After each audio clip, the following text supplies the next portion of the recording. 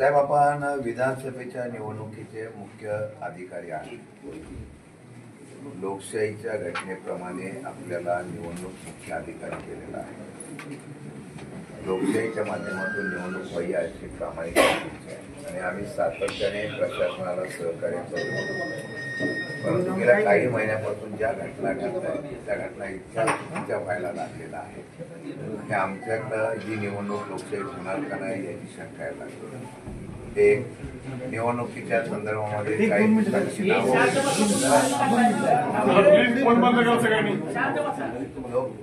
निवडणुकीच्या कालावधीमध्ये काही लोकांची नावं ऑलरेडी त्याच्यावर हरकती घेतल्या. आपण हिअरिंग दिली, कलेक्टरने न्याय दिला, आम्हाला त्याची पूर्णपणाने त्याचा आदर पण ठेवला. त्याच्यानंतर कलेक्टरने हिअरिंग केल्यानंतर सुद्धा त्या नावांना परत या ठिकाणी डावलण्यात आलं. आता ते डावलण्याचं कारण काय मला कळलं नाही. 150 किंवा 200 नाव आमची डावलली. कलेक्टरांच्याकडे हिअरिंग केल्यानंतर कलेक्टरने ती अप्रूव्ह केला आणि त्यांनी सांगितलं माझ्याकडे पुरावे. हे सगळं आम्हाला केलं. त्याच्यानंतर नवीन 18 वर्ष झालेली मुलं, नवीन 18 वर्ष झालेल्या मुलांच्या समोर सुद्धा महिला लग्न होऊन आलेल्या त्यांची नावं सुद्धा उघडण्यात आली. तुमच्या इथला प्रशासनाचा स्टाफ तो तुम्ही कॉन्ट्रॅक्ट बेसवर ठेवला. मी पहिलेही सांगितलं होतं, निवडणूक आयोगाचा नियम असा आहे, एखाद्या कार्यकर्त्याचा किंवा एखाद्या नातेवाईक वगैरे कोण असेल तर त्याच्याकडून ही प्रक्रिया राबवायला नव्हती पाहिजे. तिथं आहे ना तुमच्याकडे इथे जी लोक भरती केलेली आहे ती सगळी कोणत्या आमदारांच्या सांगण्यावरून कोणाची तरी भरती केलेली आहे. असं ठीक आहे, मग हे प्रशासनानं कोणी चूक केली की मी त्या दिवशी तुम्हाला सांगलं, जिल्हाधिकाऱ्यांना सांगलं, ज्यांनी कोणी चूक केली असेल त्याच्यावर कारवाई व्हायला पाहिजे. माझ्या मतदानाचा अधिकार त्याचा डावलला गेलाय. मी माझ्याकडे पुरावे आहेत.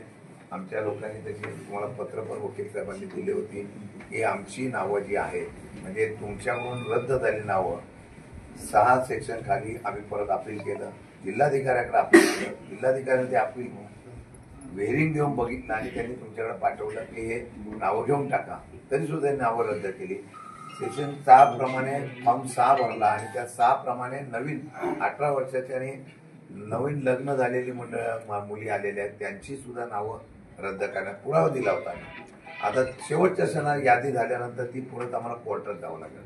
कोर्टात जाईपर्यंत त्यांचा अधिकार तर गेला. हा पुढचा भाग झाला. आता हाही एक गोष्ट झाली, सर्रासपणाने कायद्याचं उल्लंघन घेऊन काम चालू आहे. परवाच्या दिवशी कोरेगावमध्ये तुम्हाला मी फोन केला, बल्लाळ साहेबांना फोन केला. काही लोक पैसे वाटतात, आता सुद्धा वाटवाय. सगळ्या गावागावामध्ये प्रचंड पैशामध्ये रेंजवर फिरते, काय फिरते, सगळं मला सगळं माहिती आहे. मी वाटून द्या, मी काही तक्रार करत नाही. पोलीस डिपार्टमेंट असो काय असो. मी तुम्हाला त्यावेळेला सांगितलं होतं की केंद्रीय राखीव दलाचे जर पोलीस त्याचं प्रोटेक्शन देत असतील तर कसली लोकशाही मागेल. तुम्हाला फोन केला, बल्लाळ साहेबांना फोन केला, तेवढे मी लगेच पाठवतो. तुम्ही जरा चौकशी करायला पाहिजे होती. मग काय झालं तिथं? डॉक्टर होळ आहेत का? त्या तिकडचे कार्यकर्ते होते. किशोर नाना कुठे? किशोर नाना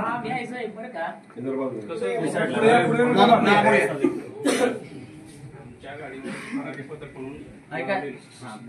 होतं साहेब. आपलं बोलणं झाल्यानंतर मी आणि अण्णा बर्गे दोघं आम्ही डॉक्टरांच्या तिथं गेलो. त्यावेळेला त्या ठिकाणी ॲडव्होकेट आपले बुचकर वकील आहेत त्यांच्या तिथं ते काय जे चाललं होतं पैसे वाटप वगैरे त्यांचे 20-25 कार्यकर्ते होते. त्या ठिकाणी भरार पथक आले, पण भरारी पथक एका बाजूला तिथं उभं करून ते 2 माणसं असताना त्यांनी तिथं कुठेही हस्तक्षेप केलेला मला माझ्या निदर्शनास आला. त्यांनी तिथलं ती माणसं पांगवायला पाहिजे होती, परंतु एकालाही पांगवलं नाही. हाय असे ते तिथं उभे होते. जे कोण होते त्यांना इथं जरी आता तुम्ही बोलवलं तरी त्यांना मी सांगेन, मी त्यांना विचारलं, ते हिंदीमध्ये बोलत होते, तुम्हाला कोणी पाठवलं, उधर से लाए, ऐसा आहे, क्यों खडा आहे, ये देखने के लिए, तो आदमी को क्यों नाही बघा था. तो ते तसेच उभे राहिले होते, त्यांनी काहीही तिथं केलं नाही. समोर 20-25 जण होती. मी स्वतः तिथं गेलो होतो, साहेबांचं माझं बोलणंही झालं. ही गोष्ट रात्रीच्या 1:30च्या दरम्यानची गोष्ट होती. कुठेही तिथं कुणीही परत भरारी पथकाच्या तिथं आलं नाही आणि तिथं त्यांनी कुठेही हस्तक्षेप केला नाही. ते फक्त नुसते असे राहिले होते उभे. साहेब, आता दुसरा आजचा एक सिरियस विषय परत आलो. 300-350 लोकांना नोटीस काढली आणि त्यांना तडीपारी काढलेली आहे. तडीपारी काढण्याच्या बाबतीमध्ये जो निर्णय घेतलाय, आपण तात्पुरत्या स्वरूपात तडीपारी ऐका जरा 2 मिनिट मध्ये बोलू नका कोणी. साहेब बोलत साहेब, असताना. आता यामध्ये ज्यांनी काढली आमचं म्हणणं त्याच्यावर कारवाई झाली पाहिजे. मग कोण पोलीस प्रशासनाने काढली ती व्हेरीफाय करून आम्हाला न्याय मिळायला पाहिजे, तरच इथून आम्ही हलणार आहे. ऐका 2 मिनिटं ऐका. त्यामध्ये ज्या लोकांनी एकही केस नाही, एकही अर्धी केस नाही, त्यांची नाव आहे. त्यांची नाव आहे.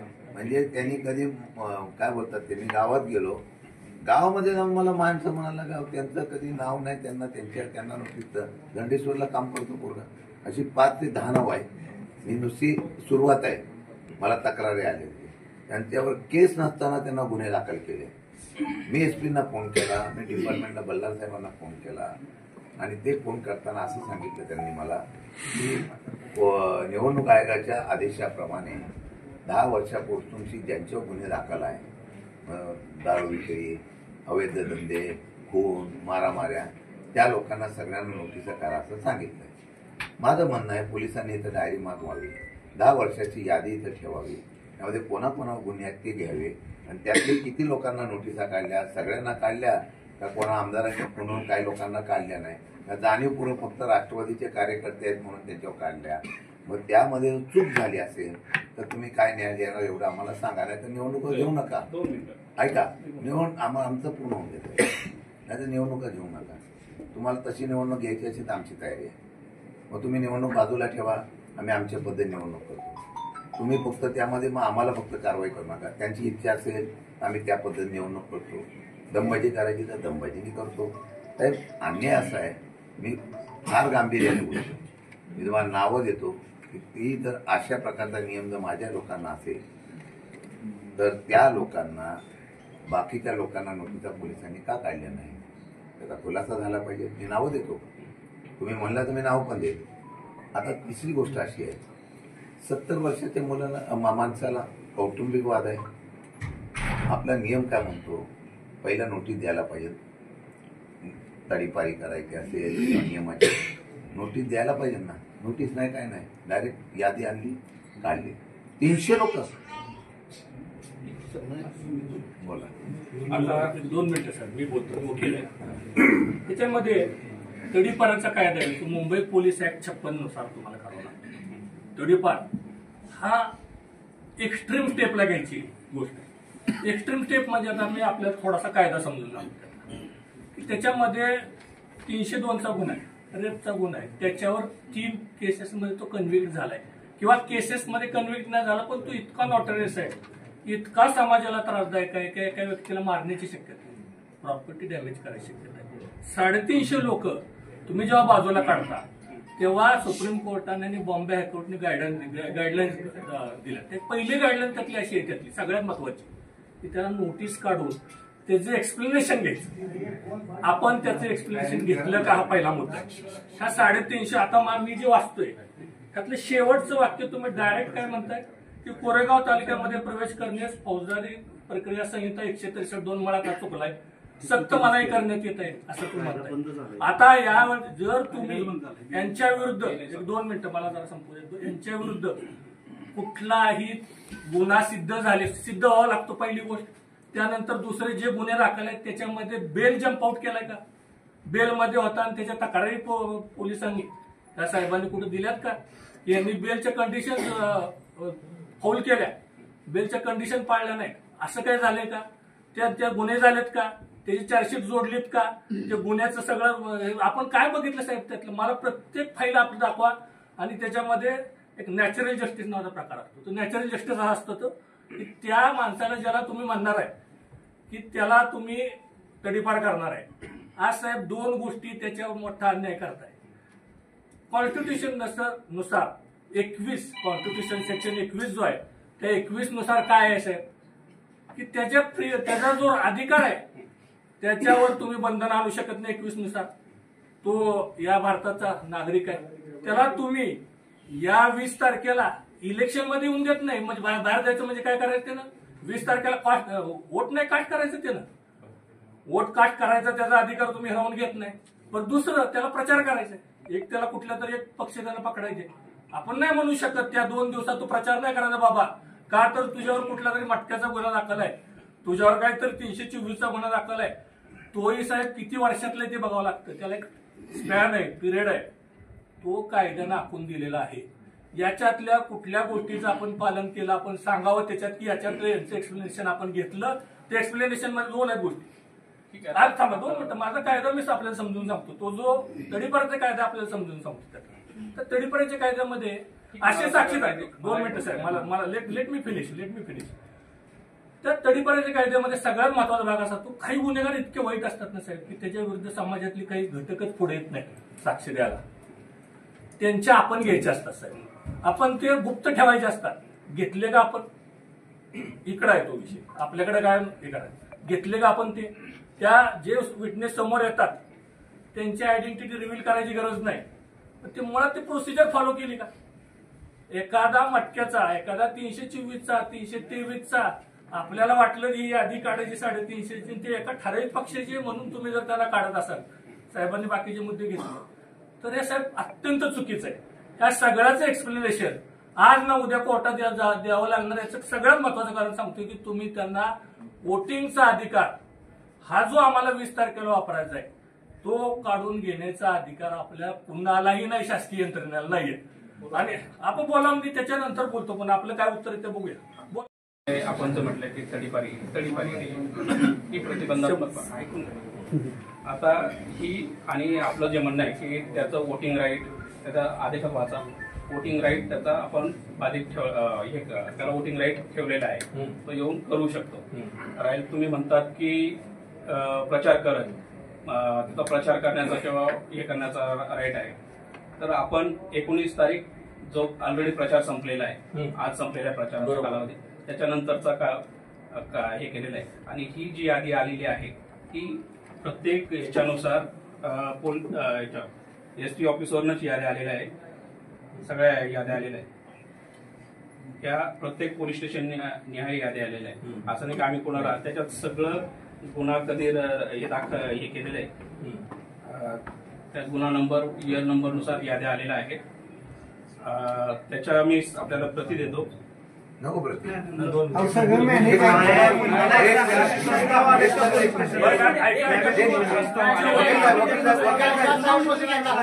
मी बोलतो. एक मिनिट माझा म्हणणं एक मिनिट मला तुम्ही यादी आली ना, त्याला एक आपण नाव एक टेस्ट करायला नाव कल्याण उर्फ किरण भागवत साळुंखे. काय Kalyan police station Koregaon police station. Koregaon. त्याचा गुन्हा फक्त दाखवला आहे. बाकी कुणी बोल नका जीवात. किती नंबरला? नंबर काय तुमचा आदेश आहे. गुन्ह्याचा नंबर गुन्ह्याचा नंबर 175/2021 दाखवला. 175/2021 आणि 149/2024 महाराष्ट्र. किती म्हटले? 175/21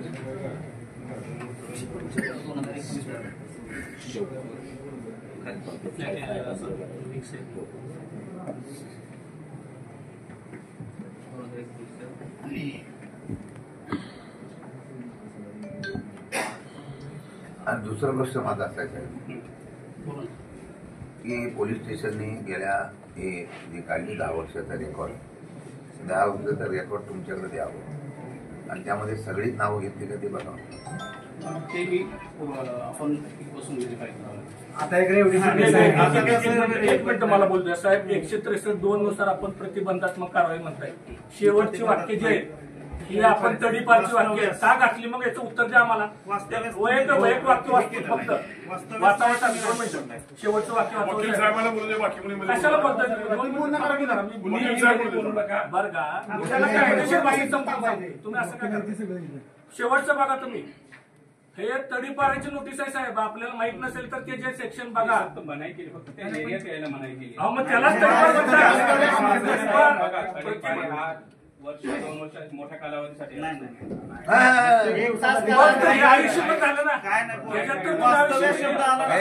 ऐका तुम्ही काय केलं. मी तुम्ही हे पत्र काढताना तुम्ही काय केलंय. दिनांक 19/11/2024 रोजी, दिनांक 20/11/2024 रोजी मध्ये 21/22 सोडला. मग दिनांक 23/11/2024 रोजी मतदानाचा हक्क वगळून कोरेगाव तालुक्यात फिरण्यास, दाखल वास्तव्य जाण्यास, कोरेगाव तालुक्यात प्रवेश करण्यास फौजदारी प्रक्रिया सहित 163(2) अन्वये सक्त मनाई करण्यात येत आहे. प्रवेश करण्यास म्हणजे काय यायचंच नाही साहेब. आपल्याकडे ऐका, आपल्याकडे किंवा आपल्याला प्रतिबंधक कारवाई करायची. सलग 5 दिवस 6 दिवस 2 दिवस आम्हाला ज्या दिवशी त्रास आहे म्हणजे पोलिसांच्या रिपोर्टनुसार किंवा वरून आयोगाने ज्या मिटिंग घेतली होती त्यावेळेस 10 वर्षाचा जो क्रायटेरिया लावला तर त्याच्यानुसार आम्हाला या दिवशी हे पाहिजे.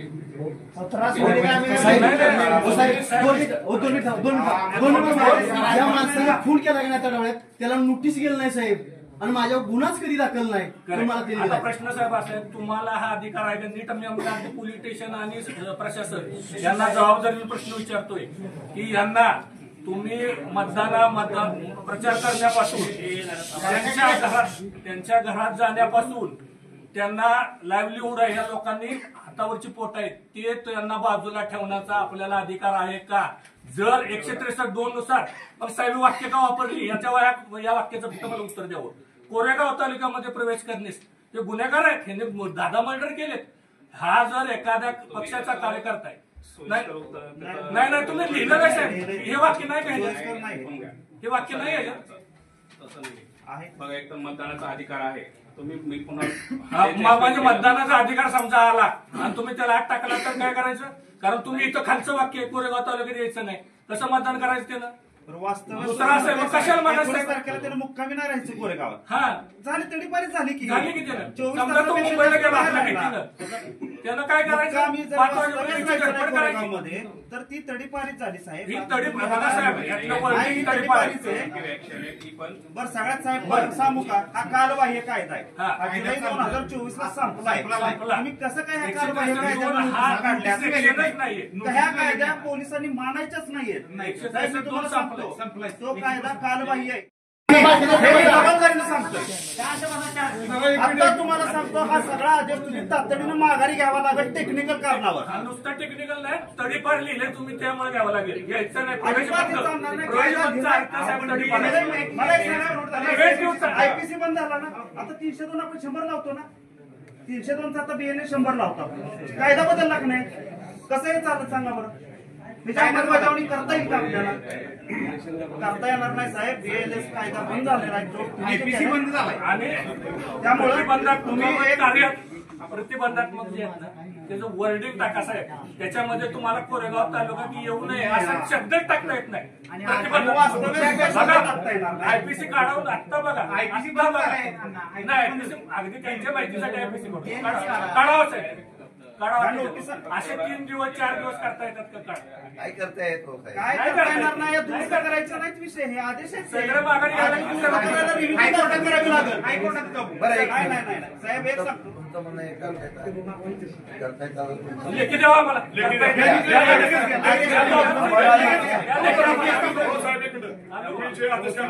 तुम्ही आणि पोलीस प्रशासनानं आदेश काढला लेखी द्यावा बाकी काय बोलत नाही. अरे एक मिनिट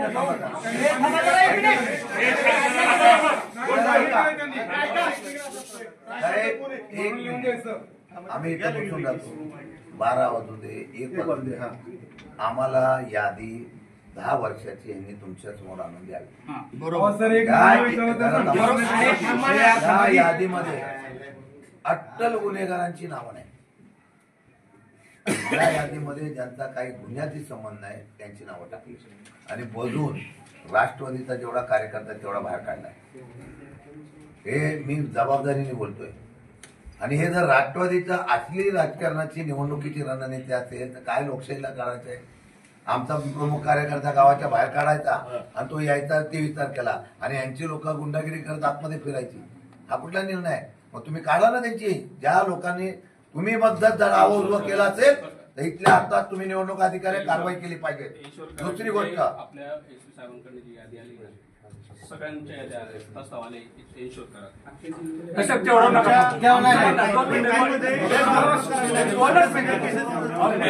एवढं बघा खालची वाक्य काढून टाका साहेब. आपल्याला हा तुम्ही कोरेगाव तालुक्यात प्रवेश करणार बंद आहे का. याला एकच शब्द आहे. याला म्हणतात एक्सटर्नमेंट किंवा तडीपार. दुसरा आपण वरती सेक्शन 1 लिहायचा आणि खाली तडीपारचं वाक्य लिहायचं. हे आधी मग त्यांनी यायचं का साहेब. त्यांनी यायचं का. आता जर ही नोटीस गेली माझ्या कार्यकर्त्यांनी यायचं नाही आता कोरेगाव तालुक्यात. काय यावं तुमच्या भीतीनं सांगा बरं साहेब. त्याच्या जर फ्री मुवमेंटला तुम्ही विनाकारण जर त्याला अडवत असाल तर साहेब you are also liable for prosecution. त्याला आम्ही नाही थांबणार. मग त्याचं कारण असं आहे की तुम्ही त्याचा जो कॉन्स्टिट्यूशननं दिलेला अधिकार आहे तो काढून घेताय. तो अधिकार आपल्याला नाही आहे साहेब. याच्यामध्ये अजिबात नाहीये. तुम्ही त्याची फ्री मुवमेंट आहे ना थांबवताय आणि सेक्शन 1 लिहिताय. खाली तडीपारचं वाक्य का लिहिलं साहेब याचं उत्तर द्या मला. बघा तुम्ही पुन्हा गैरसमज बसा. तडीपार कुठे काय प्रवेश बंद तुम्ही स्वतःच्या याच्यानुसार इंटरप्रिटेशन करता. तुम्हाला हवं तसं त्याला आम्ही बरं ठीक आहे. ह्याच्यावर टिकप राहा साहेब. आमचं काय म्हणणं नाही. टिकप राहा. टिकप राहा. जो बीएनएस लिहायला पाहिजे होता तिथं फौजदारी साहेब आता आमच्या गावाला दीपक लागले त्याच्यावर जे केसेस सगळ्या नील झाल्या त्याला परत असली नोटीस पाठवली. तो गेल्या वेळेला महेश शिंदेच्या गटात होता तेव्हा त्याला काढली ना. त्याला आता नोटीस काढली. तुम्ही नोटीस काढताय त्याला समोर यादी असते. आम्हाला काय आता साहेब यादी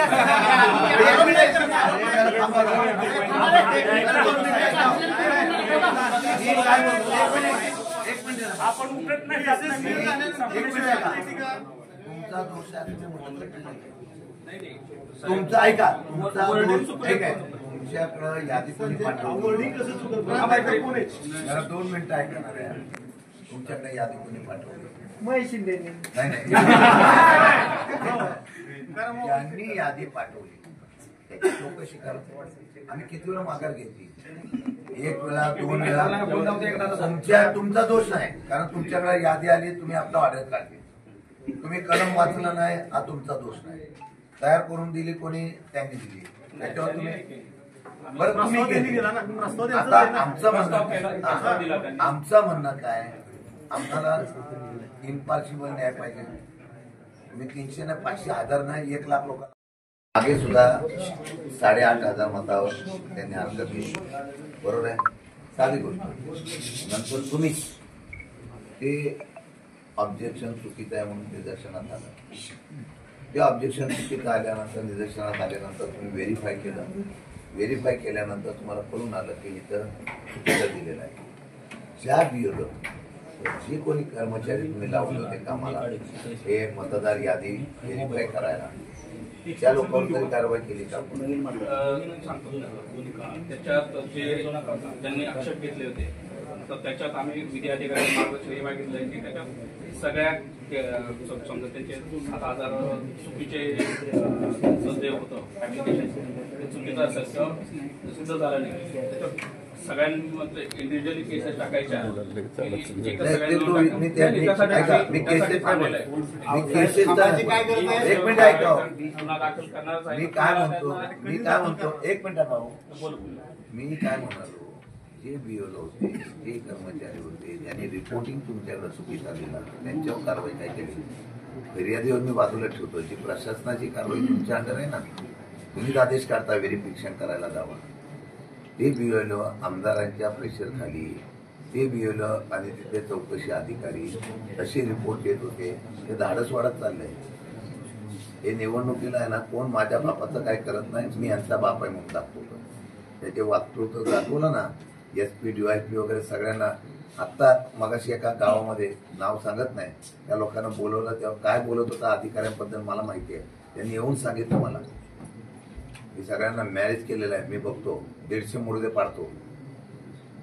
ही अशी भाषा, कशी भीती राहील हो त्यांना?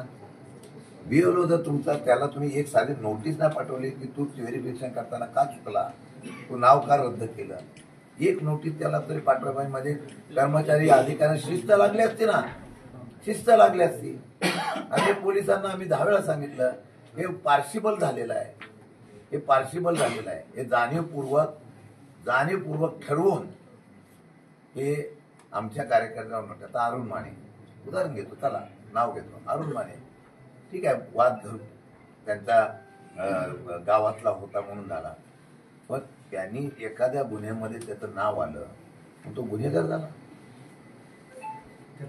त्याला गुन्हेगार झाला. नावं पोलिसांनी बघताना सुद्धा कोण अट्टल गुन्हेगार? पोलिसांना सगळ्यांच्या जन्मकुंडल्या माहिती, जन्मकुंडल्या कोण अट्टल आहे, कोण नाही. मग ते व्हेरिफिकेशन करताना, ती यादी करताना पोलिसांनी ती तरी बघायला पाहिजे. ज्या लोकांचा अपघाताने एखादा गुन्हा झाला तर त्याला मी समजू शकलो असतो, तुम्ही त्याचं नाव बाजूला ठेवलं. त्या अरुण मानेला तुम्ही तडीपारी काढली. तडीपारी म्हणजे तुम्ही म्हणता 4 दिवस यायचं नाही, बरोबर आहे? 4 दिवसाची 70-80 वर्षाच्या म्हाताऱ्याला तुम्ही गुन्ह्यात. मग आमचं म्हणणं काय आहे, आम्हाला तुम्ही न्याय देताय ना. पोलिसांनी जर इम्पार्शिबल केलं नसेल, ते राजकीय झालं असेल, तर मुख्य निवडणूक आयोग म्हणून तुम्ही काय कारवाई पोलिसांवर करणार एवढंच सांगा. मग आम्ही आता काय झालं सर, हे सगळे यादी आहे, गुन्हा कधी झाला ते सगळं आहे. या सगळ्या दोन्ही पोलीस स्टेशन आहे, त्यांना व्हेरीफाय करायला लागतं. त्यांनी जर त्याच्यात आढळून आलं की काही लोकांना कॉल रेकॉर्डिंग चेक करा.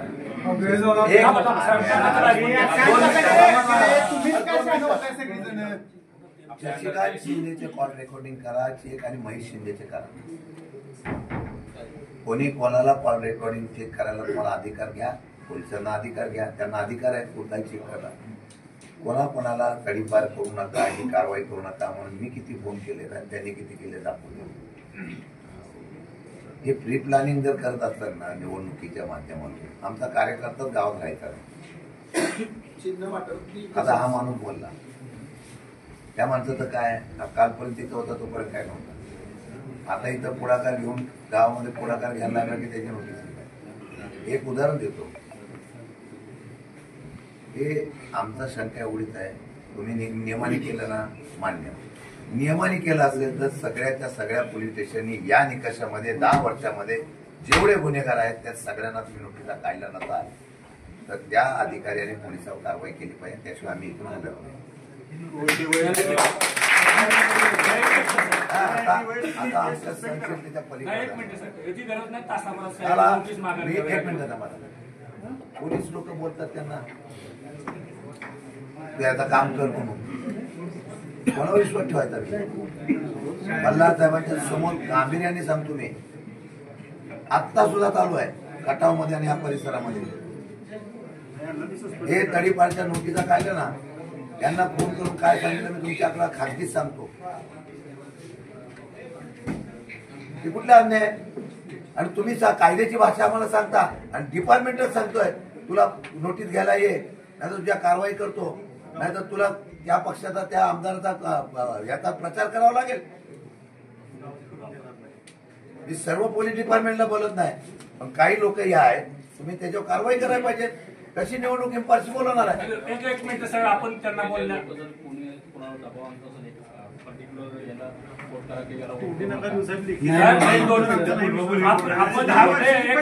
मला 5 मिनिटं बोलू द्या, मध्ये कोणी बोलू नका. फौजदारी प्रक्रिया संहिता कलम म्हणजे CRPC कलम 163(2) प्रमाणे मनाई आदेश आपण दिला. आपलं म्हणणं प्रिव्हेंटिव्ह आहे. तो 1973चा जुना कायदा आपण ह्याच्यावर टाकावा, मग आम्ही देतो, द्यावं त्यांना. त्याच्यामध्ये हे अधिकार आपल्याला नाही आहेत साहेब, मुळात 163 सेक्शन 2 खाली नाही आहेत. पहिला. दुसरा भाग, त्या सेक्शन मध्ये तुम्ही कुठल्याही तालुक्याच्या हद्दीत फिरण्यास अगर वास्तव्यास त्याचप्रमाणे तालुक्यामध्ये प्रवेश करण्यास असं कुठंही वाक्य नाही.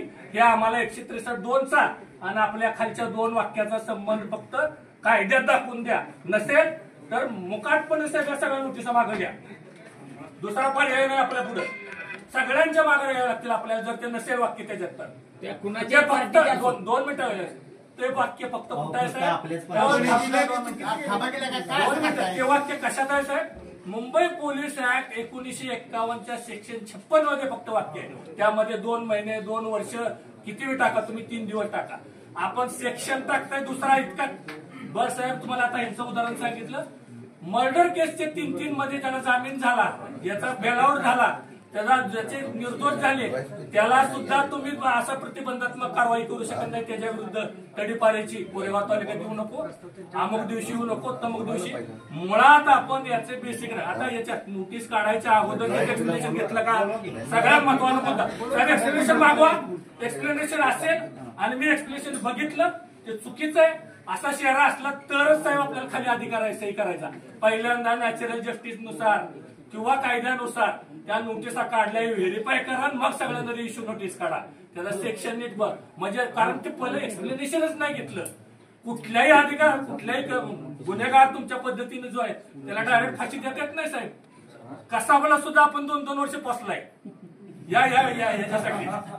का तर तो न्याय व्हावा लागतो, दिसावा लागतो. त्याच्या प्रोसिजर कुठलंही एक स्टेप गाळता येत नाही. आपण 10 स्टेप गाळून डायरेक्ट सांगताय तडीपार म्हणून. तडीपार शब्द आहे साहेब, हद्दपार म्हणजे तडीपार. अख्ख्या सातारा जिल्ह्यामध्ये हा नियम सातारा जिल्ह्यात सगळीकडे लावला होता.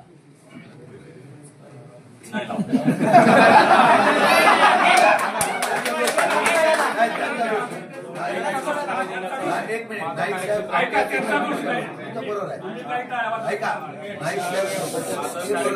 सातारा जिल्ह्यात विचारत आमचा प्रश्न साधा आहे. त्याचं इम्प्लिमेंटेशन सातारा जिल्ह्यामध्ये सगळीकडे मोठ्या प्रमाणात झालं. आज तुम्हाला सांगतो मी फार सिरियसनेस प्रामाणिकपणे सांगतो, लोकसभेला सुद्धा एवढी कारवाई झाली, विधानसभेच्या वेळेला जी कारवाई झाली इम्पॉसिबल झाली नाही. आमचं म्हणणं आहे याची चौकशी करेपर्यंत ही ऑर्डर रद्द करावी. हा, जर त्याच्यामध्ये आम्ही मानलेल्या मुद्द्यामध्ये चौकशीमध्ये आमच्याकडे काही तफावत झाली असेल तर आमच्यावर पण कारवाई करावी, आमच्यावर कारवाई करावी. कारण हा सेक्शन चुकलाय. 1 मिनिट, ह्यांच्याकडे फ्रीट लँड चालू आहे साहेब, वेळ आपला 3 तास वाया गेले. नाही असा पण निरोप आणा. नाही साहेब, तुम्हाला विनंती आहे की असा पण निरोप आणा. साहेब तुम्हीच कोरेगाव सोडा, आम्हाला मोकळा सोडा, असा पण निरोप द्या. म्हणजे तुमचं चांगलं होईल. कारवाई करायची ना.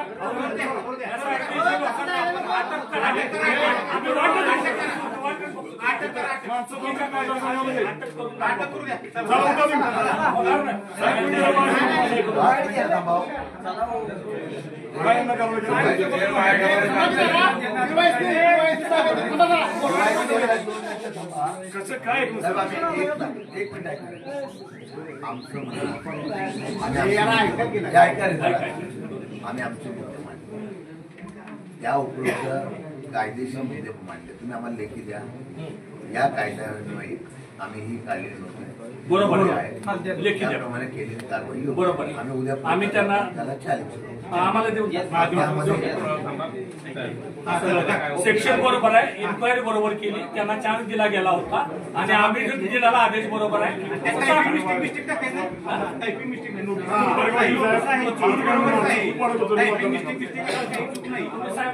साहेब आपण आता वकील साहेब ऐका एक मिनिट ऐकायला जरा 2 मिनिटं. माझं म्हणणं असं आहे की आम्ही आमचं तुम्हाला काय कारवाई करा. माझ्या एकही कार्यकर्त्याला अटक झाली या चुकीच्या नोटीसने आम्ही सगळे येऊन इथं बसू. यांनी कायदा सुव्यवस्था बिघडली तर आमची जबाबदार राहणार नाही. तुम्ही या नोटिसा चुकीच्या पाठवल्या त्या रद्द कराव्या आणि तुम्हाला सगळ्या नोटिसा पाठवायच्या असतील तर जेवढे गुन्हेगार म्हणून तुम्हाला वाटतात त्या सगळ्यांना पाठवा. हे इम्पार्शिबल नाही, हे पॉलिटिकली आहे. फक्त आमचे कार्यकर्ते काम करू नये म्हणून यांना 3 दिवस बाहेर काढण्याचं एक षडयंत्र आहे आणि त्यामध्ये पोलीस डिपार्टमेंट पासून दुर्दैवाने तुमचं पण नाव आलेलं आहे. आम्हाला दुःखाने सांगावं लागतं. म्हणून एक सांगतो, आमच्या लोकांना अटक आम्ही कोण बाहेर जाणार नाही. अटक करायची तर 350 आम्ही आमची जेवढी लोक आहेत तेवढी एवढी लोक पोलीस स्टेशन मध्ये बसतो. 3,500 लोक बसणार आम्ही आतून.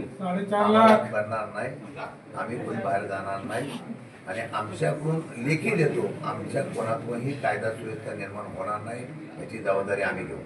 पण ती कायदा सुव्यवस्था निर्माण करण्याच्या नावाखाली जर पॉलिटिकली हा ड्रामा चालला असेल तर या ठिकाणी आम्ही त्याचा निषेध करतो. तुम्हाला जी लेखी द्यायची ते आम्हाला लेखी द्या. आम्ही कोर्टात त्याला चॅलेंज करू. कोर्टात चॅलेंज केल्यानंतर आम्हाला काय न्याय घ्यायचा तो घेऊ. पण आम्हाला ही चुकीची नोटीस असल्यामुळे पोलिस दमबाजी देत आहेत. नोटीस घे नाही तर तुला बघतो, नाही तुझ्या गुन्हा दाखल करतो, दमबाजी चालू आहे सगळीकडे. तर माझं म्हणणं आहे की ही नोटीस आम्ही स्वीकारत नाही. तुम्हाला योग्य वाटलं तर तुम्ही कारवाई करा. आमच्या लोकांवर कारवाई केली तर परत आम्ही इथे येऊन ठाणे. एक काम करा, 350 पैकी कुणीही कोरेगाव तालुक्याच्या बाहेर जाऊ नका. चुकीची नोटीस आहे. त्याच्या अजिबात काळजी करू नका. त्यांना घेऊ द्या. त्यांना घेऊ द्या. सर तुम्ही ऍक्शन करा. खेळतात कसं दरवेळेस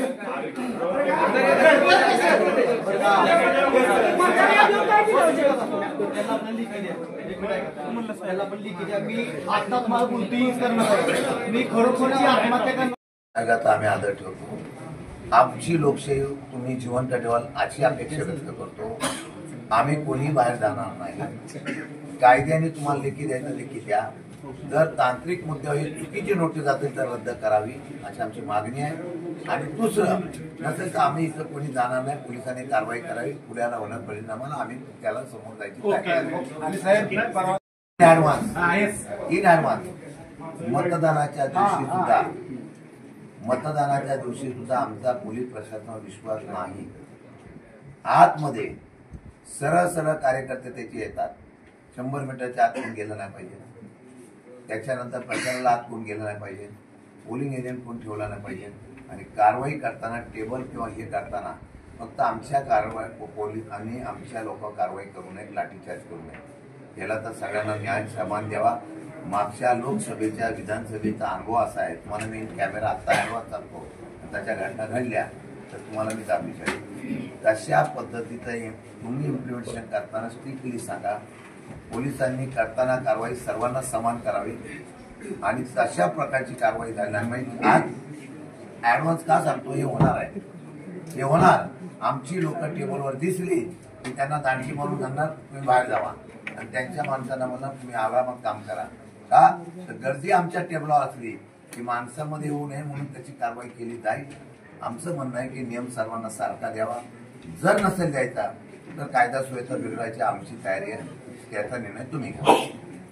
हे फ्री फेअर इम्पार्शियल इलेक्शन घेण्यासाठीच असतं आणि त्याचाच भाग म्हणून ते फ्री व्हावं फेअर व्हावं म्हणून काही प्रिव्हेंटिव्ह ॲक्शन प्रत्येक इलेक्शनच्या अगोदर घेत असतात. त्याच अनुषंगाने SP साहेबांनी काही याद्या प्रत्येक पोलीस स्टेशनने दिल्या होत्या. पोलीस स्टेशनने त्यांचे प्रस्ताव तयार करून त्या कायद्याखाली माझ्याकडे पाठवण्यात आले होते. मात्र आता साहेबांनी काही मुद्दे मांडले, काही वकील साहेबांनी काही त्यातल्या टेक्निकल बाजू समजावून सांगितल्या. तर आमची अशी धारणा आहे की थोडंसं त्यात टेक्निकली हे झालेलं आहे तर याचा पुनर्विचार आम्हाला करणं आवश्यक वाटतं. तर हे जे मी मागच्या 2-3 दिवसापासून जे आदेश दिले होते त्याला मी स्थगिती देतो. दबाव टाकलेला नाही. आम्ही न्याय मागायला न्याय दिला, आभार व्यक्त करतो. मगाशी वकील साहेबांनी सांगितलं परत काय नोटिसा काढायची आम्हाला असं करा. आणि माझं म्हणणं असं आहे, माझं म्हणणं असं आहे, आमच्या कुठल्याही प्रकारचे ज्या लोक त्याच्यातून बोलतो आमच्या लोकांना कुठल्याही प्रकारचा अशा प्रकारचा एव्हिडन्स घडणार नाही याची मी दक्षता घेतली. तुम्ही मला विश्वास टाकलेला आहे. आमच्या ज्या लोकांना नोटिसा काढल्या त्या लोकांना मी स्पष्ट टाकलेलं त्याच्यामुळे लोकांना नाही करू आणि कायदा सुव्यवस्था राखण्याचा आम्ही प्रयत्न करू. तुम्ही न्याय दिल्याबद्दल आभार व्यक्त करतो. फक्त एवढीच अपेक्षा व्यक्त करतो की याच्या पुढचे कुठल्याही कारवाया त्या राजकीय दबावापोटी होऊ नये एवढीच आमची विनंती आहे. धन्यवाद. आम्हाला आपल्याला सर्वांना आश्वस्त करू इच्छितो की आम्ही ज्या काही इलेक्शनच्या कारवाई आहे, इलेक्शनची प्रोसेस आहे ती फ्री फेअर इम्पार्शियली आम्ही करणार आहोत. जिथं कुठं आपल्याला वाटतं बघा आम्ही तर बाहेरच्या जिल्ह्यातून आलेले, आम्ही काय आपल्याला कोणालाच ओळखत नाही. फक्त वकील साहेब 2-4 आम्ही काही कुणाला हे करत नाही. आम्ही काही कुणाला पर्सनली ओळखत नाही किंवा त्याच्यावर काय आपलंच आहे म्हणून आम्ही कारवाई केली. आम्हाला प्रोसेस आहे, प्रस्ताव आला, प्रस्ताव आम्ही पाहिला, आम्ही केले. पण त्याच्यात आम्हाला काही माझ्या आदेशात पण टेक्निकल बाबी राहिल्या आहेत. पण एवढं आहे की आम्ही कुणाच्या बाजूने नाही. दरवेळेस असं काय घडतं? दरवेळेसच असं काय घडतं? असं नाही. ह्यांचं म्हणणं काय येतंय साहेब तुमच्या थोडक्यात? ह्यांचं म्हणणं काय येतंय की प्रत्येक वेळी ह्या साहेबांच्याच लोकांच्या असा अन्याय का होतोय असं यांचं म्हणणं आहे. पर्सनली ओळखत नाही. संपूर्ण जिल्ह्यातल्या प्रशासनाचं साहेब या महाराष्ट्रामध्ये प्रशासनाला सर्वात जास्त चांगल्या पद्धतीनं सहकार्य करणारे कोण व्यक्ती असं तर आमचे शशिकांत शिंदे साहेब आहेत. आणि हे तुम्ही तुमचं प्रशासन एकत्र असताना सुद्धा तुम्हाला सांगतो साहेबांच्या हातनं आणि साहेबांची सुद्धा सक्त ताकीद कार्यकर्त्यांना सुद्धा असते की प्रशासनाच्या बाबतीत किंवा व्यक्तीचा बघायचा. कोरेगाव मतदारसंघामध्ये विधानसभेच्या निवडणुकीचा रणसंग्राम चालू आहे आणि या विधानसभेच्या निवडणुकीमध्ये लोकशाही जिवंत राहावी आणि ज्या पद्धतीने प्रचंड प्रमाणामध्ये दहशत आणि प्रचंड प्रमाणामध्ये अन्याय होतोय त्याचा आवाज उठवण्यासाठी आम्ही इथं सर्व आलो. पहिल्या वेळेला मतदार यादीतली नावं रद्द करण्यात आली, त्यावर आम्ही आवाज उठवला. आज परत एकदा 350 आमच्या कार्यकर्त्यांवर प्रतिबंधक कारवाई तडीपारी करण्याचा आदेश आला आणि त्यामध्ये काही लोकांची तर काही नावच नाहीत, म्हणजे त्यांनी कोणाच्या थोबाडीत सुद्धा मागितली नाहीत, त्यांची सुद्धा कोर्टात त्यामध्ये ऑर्डर काढलेली आहे. आणि म्हणून या संदर्भामध्ये आम्ही 2 निकष लावले. मग तुम्ही कारवाई केली असेल तर तुमच्या 10 वर्षाच्या कारकिर्दीमध्ये जेवढे रेकॉर्डवर आहेत त्यांना तुम्ही कारवाई केली का? आमचं म्हणणं तशी केलेली नाही. फक्त ठराविक पक्षाचे कार्यकर्ते, ठराविक पक्षाचे पदाधिकारी बघून त्यांच्यावर कारवाई केलेली आहे. त्याचबरोबर कायद्याच्या बायलॉजप्रमाणे आमच्या वकिलांनी सांगितल्याप्रमाणे एखाद्यावर तडीपारी काही नोटीस काढायची असेल तर त्याला सुनावणीसाठी त्याला संधी दिली जाते. 8 दिवसाची नोटीस दिली जाते. जे कलम लावलेलं आहे ते कलम आता घटनाबाह्य झालेलं आहे. ते कलम न लावता नवीन कलमाचा आधार घेणं गरजेचं होतं, पण त्या कलमाचा आधार घेतला ते कलम सुद्धा चुकीचं आहे हे आमच्या वकिलांनी निदर्शनास आणून दिलेलं आहे. ज्यामुळे ही नोटीसच बेकायदेशीर असेल आणि जाणीवपूर्वक पॉलिटिकली होत असेल तर याचा निर्णय द्यावा असा मी मागणी केली. त्या मागणीला शेवटी सविस्तर बरीच चर्चा झाली, कायद्याची पुस्तकं चालली गेली आणि मग शेवटी त्यांनी सांगितलेलं आहे की अशा पद्धतीची निघालेली नोटीस याचा फेरविचार करून आम्ही ती रद्द करण्यात आलेली आहे असं आम्हाला सांगितलेलं आहे. मला एकच सांगायचं आहे की लोकशाहीतून निवडणुकीचा अधिकार प्रत्येकाला आहे. आपल्या या नोटीसमध्ये 19 ते 23 तारखेपर्यंत त्यांनी या असलेल्या विभागात येऊ नये. मध्ये कॉलम असं टाकलं की फक्त मतदानाला यावं. जर तो इथं मतदानाला इथं राहिल्याच तालुक्यात नसेल तर मतदानाला कसा येईल? असे अनेक प्रश्न आहेत. पण आम्ही त्या खोलात जात नाही. फक्त आमचं एवढंच म्हणणं आहे, निवडणूक ही इम्पार्शिबल व्हावी, परंतु समोरच्या व्यक्तीच्या पायाखालची वाळू सरकल्यामुळे त्यांनी प्रत्येक अधिकार वापरण्याचा प्रयत्न प्रशासनाचा केलेला आहे असं दिसतंय. आणि म्हणून या बाबतीमध्ये कार्यकर्त्यांनी आम्ही आता जागृत राहू. जे काय अशा प्रकारचे चुकीचे निर्णय होतील त्याला आम्ही 100% आवाज उठवणार आहे आणि तशा प्रकारचा न्याय मागणार आहे. साहेब, कोरेगावमध्ये आपण ईर्षेचं राजकारण होतं असं आपल्याला काय? ईर्षेचं, बेअरकीचं राजकारण होत आहे, सुडाचं राजकारण होत आहे. अजूनही मला वाटतं लोकांचा शोक आणि विरोध बघितल्यानंतर मला वाटलं की डोक्यामधून जमिनीवर येतील, पण त्यांच्या जमिनीवर येण्याची भाषा नाही. कसल्याही परिस्थितीमध्ये अधिकाराचा वापर करून ज्या पद्धतीने वापरला जातो आणि ज्या पद्धतीने प्रशासनावर दडपण आणलं जात आहे, आमची शंका आहे इम्पार्शिबल निवडणूक व्हावी आणि बेअदबीचं राजकारण करण्याच्या वृत्तीचा आम्ही निषेध करतो. फोटो आहेत आमच्याकडे, फोटो आहेत, पैसे वाटताना फोटो आहेत. अख्ख्या घराघरामध्ये 5,000 रुपये वाटायचा प्रयत्न सुरू आहे. प्रत्येक मतदाराला प्रलोभन देण्याचा सुरू आहे.